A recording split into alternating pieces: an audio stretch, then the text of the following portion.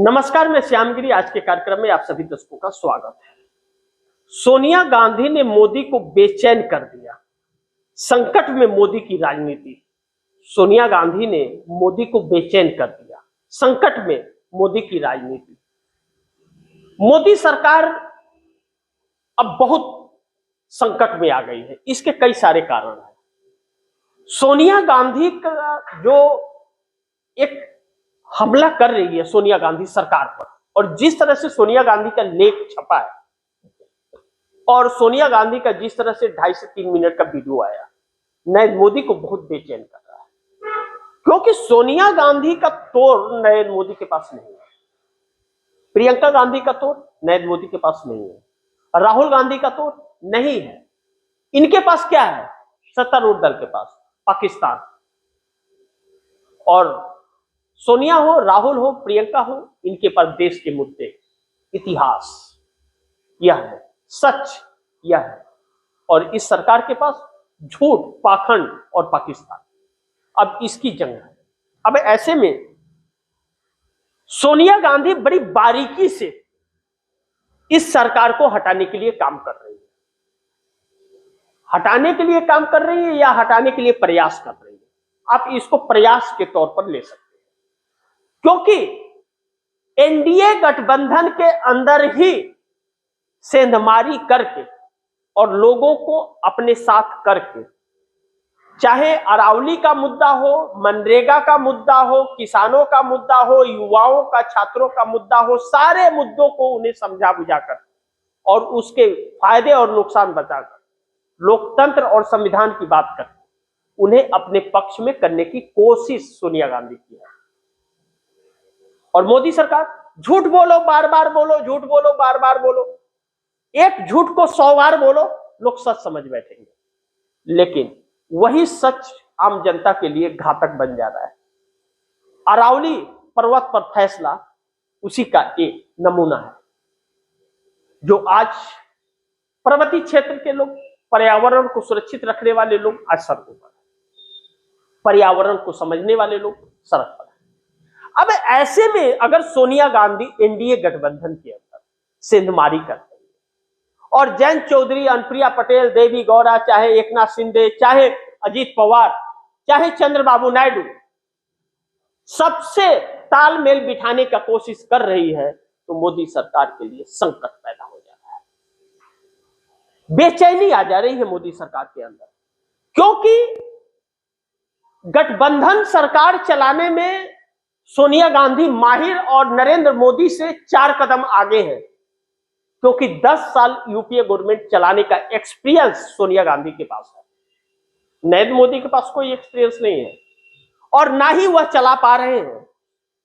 लेकिन इस वक्त नरेंद्र मोदी की सरकार जो चल रही है, वह राम भरोसे सरकार चल रही है। वह सरकार चलाई नहीं जा रही है, बस चले जा रही है। क्या कर रही है? चलाई नहीं जा रही है, बस चले जा रही है। यानी कि अज्ञानता की कमी, शिक्षा की कमी और सोच की कमी। सोच में नफरत इस सरकार के है, इस बात से इनकार नहीं कर सकते। तो इस सरकार की सोच बदली नहीं जा सकती। विपक्ष 12 सालों में बदल नहीं पाया, तो अब जनता के सोच में जो बदलाव इस सरकार ने लाया था, हिंदू मुस्लिम और मंदिर मस्जिद पर, तो जनता की सोच को बदलो और उन सहयोगी दलों को बदलो जिन सहयोगी दलों के सहयोग से यह सरकार चल रही है।